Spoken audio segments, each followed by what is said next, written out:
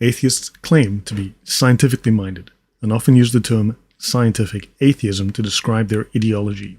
Atheists are known to be militant, called militant atheism. Both terms are associated with Marx, Lenin, and the Soviet communist dictatorships in their violence towards Christianity and the Church. Scientific atheism has been an active process of creating an anti-church. Atheism has been historically, inherently anti-theist. Communists were required to spread the propaganda of atheism. See my previous videos on atheism for more about this. Today's atheists, who deny high and low to have nothing to do with communism, repeat exactly the same propaganda and use the same terms to describe their ideas. They're either ignorant, dishonest, or gaslighting you. How can a group use identical terms and propaganda to totalitarian, genocidal, atheist governments and then claim they're, different? This is Oxford Academic. Atheism and Science. This is an article that discusses scientific atheism. There are those who consider that the domain of science is restricted to some kind of physical world, whereas religion deals with the spiritual. A scientific atheist holds that the domain of science is the physical world, but considers there is no other variety of world and that the spiritual is an illusion generated by a physical brain. The Oxford Handbook of Religion and Science is here discussing scientific atheism and scientific atheists.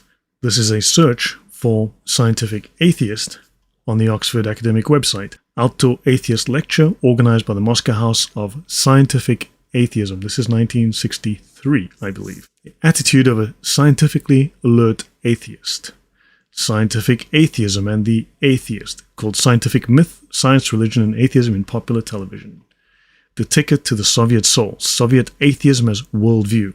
Of course, atheists decry your idea that atheism is a worldview or an ideology. Sadly, academia thinks otherwise. Let's have a look here. Atheism should be understood as a cultural movement aimed at changing beliefs and advancing the scientific atheist worldview and the effectiveness of Soviet anti-religious propaganda.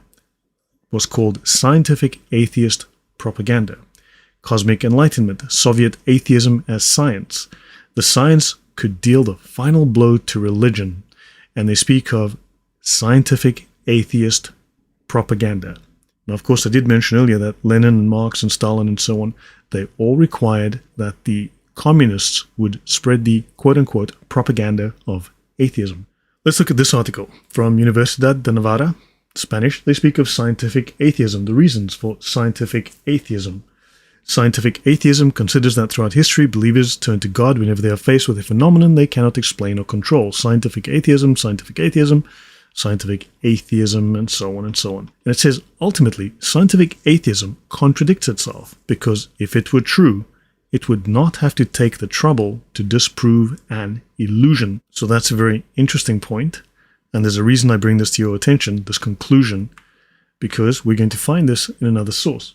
The ticket to the Soviet soul, Soviet atheism as a worldview, and they speak of the clash between the scientific and religious worldviews. Now, of course, atheists, again, will deny that they have a worldview, deny that they have an ideology, yet they will clash with you about your view of the world, as if their ideas have no consequences, no outcomes. This, of course, is ridiculous. Atheism is inconsistent with the scientific method, says prize-winning physicist. This is a fantastic article. I do recommend you read it. It is in Scientific American, and it is by Lee Billings on March 20th, 2019, and it's with Templeton Prize winner, theoretical physicist Marcelo Glaser, recipient of the 2019 Templeton Prize. Now to the main piece. This article is called Forced Secularization in Soviet Russia, Why an Atheistic Monopoly Failed. I will give you the highlights and a link to the article where you can download it. Under communism, the Russian religious landscape consisted mainly of two competitors, a severely repressed Russian Orthodox Church and a heavily promoted atheist alternative to religion called scientific atheism.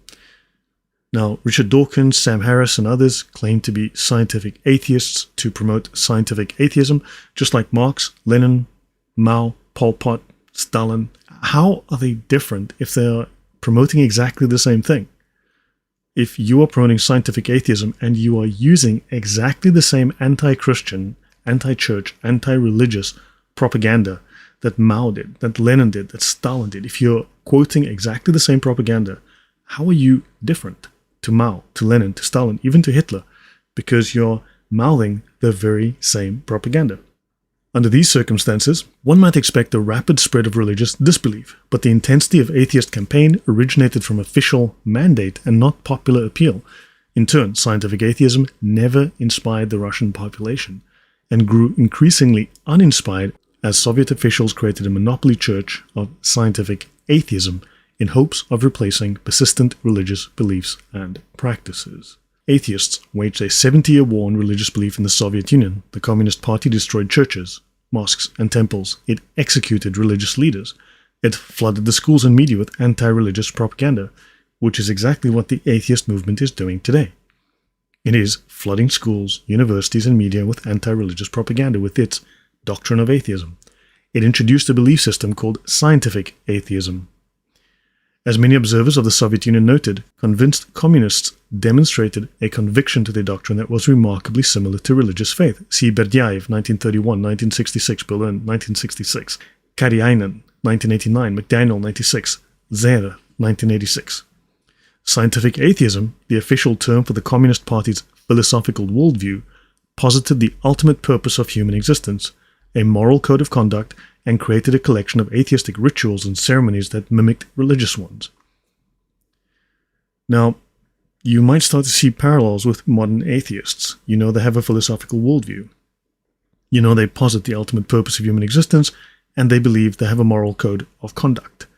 Soviet officials heavily promoted scientific atheism. The doctrine was taught in schools, advocated in the media, and emphatically propagandized. In lieu of church participation, of course, the atheists created their own organizations. One of them was the League of Militant Atheists. I've heard of militant atheists before. Maybe Richard Dawkins can tell us more about militant atheists and militant atheism. I believe he's called for that. The League of Militant Atheists were violent. They were active prior to World War II and later replaced by the Knowledge Society. Fascinating. Let's have a look at that. This is Quran 16:43. And we did not send before you except men towards whom we sent divine revelation. So people, ask the people of knowledge if you do not know. Might be a slight religious overtone there, certain totalitarian religious overtone, but you never know. The Knowledge Society, they might be Gnostics. They might be know-it-alls. They might think they know better. But I'll let you decide. All in all, scientific atheism was omnipresent in the daily lives of communist citizens. Atheist propaganda and rituals in combination with the brutal repression of Russian religious groups produced an atheistic church similar to a state-supported religious monopoly. Scientific atheism lacked plausibility due to the recruitment tactics employed by the Soviet government and inconsistencies in the doctrine itself. Which is why earlier I raised this article. Ultimately, scientific atheism contradicts itself because if it were true, it would not have to take the trouble to disprove an illusion.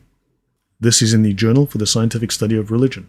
Please ask atheists why they adopted the very same titles that were used by repressive, violent, genocidal, totalitarian communists, some of the worst people in history, while they deny that they have any connection whatsoever to these groups, yet they've A, borrowed the titles, B, borrowed the propaganda. Something to think about. Till next time.